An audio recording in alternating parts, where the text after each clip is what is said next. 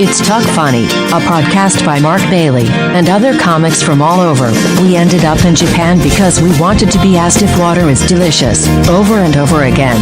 The Talk Funny podcast from Nagoyaradio.com and Nagoyacomedy. Here's Mark Bailey.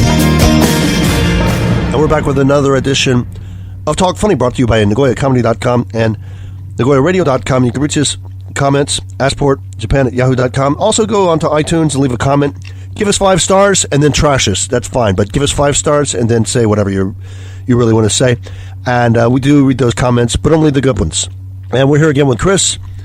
Hello. We're also talking off mic about the subways and bumping into people and stuff. And I never really understood why in Tokyo and Osaka, they're a lot more orderly. They don't bump into you a lot.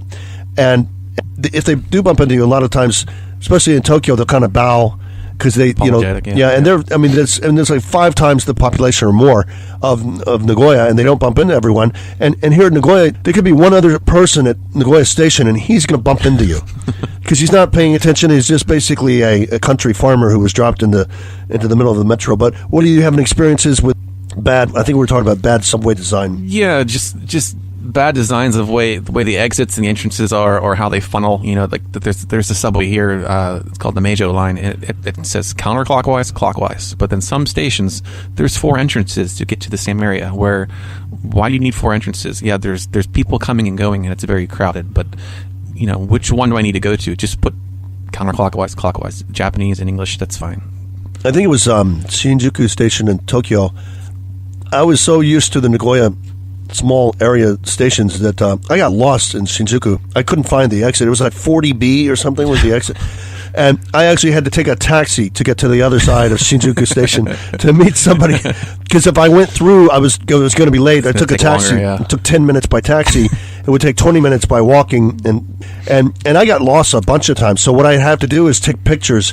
This is the exit, and this is what it looks like from underground. Your exit, it's next to the coffee shop, and that kind of thing. Even on the trains, you've got, in Nagoya, you've got people who were, when I first came here, they wouldn't sit next to you if you were a foreigner. That was really nice, actually, because I'd just put my bag there. Yeah. But I have this pet peeve where I would put my bag down, and then the train would get crowded, so I'd pick up my bag and hold it in my lap. Now, a lady sits down, puts her bag where my bag was. Hey, lady, I did that so you could sit down, not so you could put your bag. So I put my bag down, right? They've actually got signs in Nagoya Station, a lot of the subways, and it says don't walk while you're looking at your cell phone, because that's a big problem. Now, people are just bumping into each other.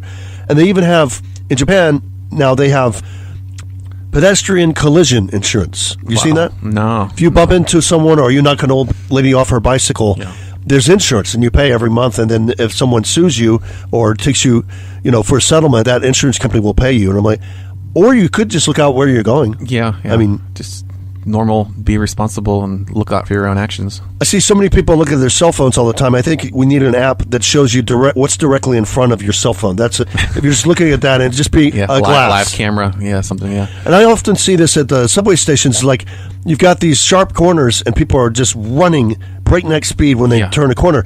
I think physics tells you need to slow down when you turn a corner because you don't know what's on the other side. That's a big pet peeve of mine too. People are always running to the train, running down the steps. Well, if you left your house 20 minutes early, you wouldn't be late. Yeah, I've often thought that if you're going to have these sharp corners, could you have maybe part of the wall is transparent, like plexiglass, so I can see people coming. I can see people coming, and I know we're going to collide. That way. One other thing about colliding with people, when I first came here, my wife had this thing that I had never seen before.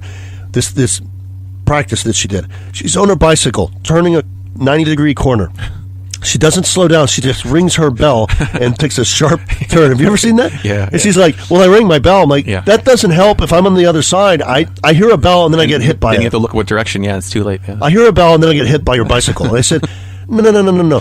Physics says you're going around a corner, you slow down. And you don't have the right-of-way, by the way. The guy who's going straight, who's not turning, he has the right-of-way. There's another thing when I see in my neighborhood in Nagoya Port is horrible drivers, just horrible. A lot of one-way streets.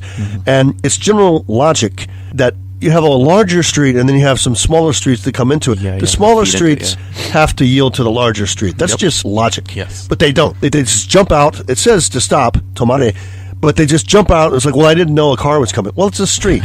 On the street, it's a high likelihood in a metro area that a car is coming. And they don't teach you that when you get your license here. I got the English books and I studied and I went and took my test, and there's nothing about that. And then even when you go to renew your license here in Japan, you have to sit through a video of how many deaths happened in Japan of traffic accidents, and then it's the same video of a little girl getting hit and then killed, and it's it does wake you up to make you sure that you're paying attention to what you're doing and driving. But people in Japan, I'm sorry, the driving here is terrible. Aichi, which is the counties are called prefectures here in Japan, and Aichi is the county that Nagoya is in. It's also the county that Toyota factories are in, Toyota headquarters. And Aichi, they kind of think it's funny that they're like, I don't know if they're still number one. Forever they were always number one in traffic accidents. Yeah, I just renewed my license. And traffic fatalities. Yeah. And they kind of boast about that. I'm like, well, if you always do what you always did, you're always going to get what you always got. I mean, you guys know you're number one in traffic accidents. Did anybody think of maybe training Aichi drivers to don't turn a corner that way? Maybe stop if you're coming into a larger area? Yeah. And most of the accidents and things that I see or I read about on the news, they're drivers, it's like a 78-year-old woman killed a man on a bike, why are you driving? You need to go when you're 78. Well, sometimes they'll say, well, I didn't know he was there. I know, that's why you're supposed to stop and look, because you don't have bat sense, Yeah. I think we're going to wrap this up. This has been Talk Funny. I'm Mark Bailey, and we've been here with Chris, and we will talk to you soon.